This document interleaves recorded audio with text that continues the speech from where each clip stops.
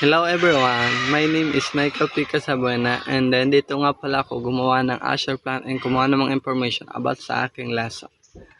And then ginamit ko nga pala na ICT tools is cellphone.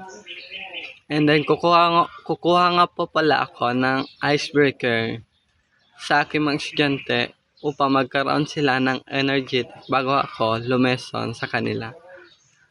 And ito na nga pala ang aking gagawin.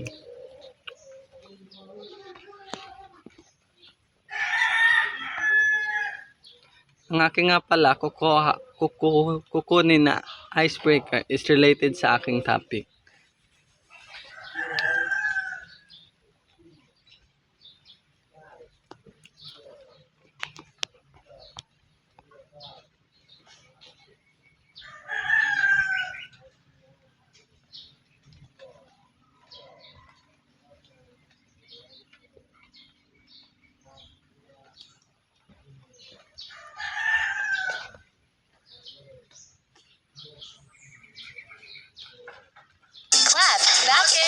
So nga pala ang aking nakuha energy drink kasi maganda siya and related siya sa aking topic. 2, 3, go! Idadownload ko na siya.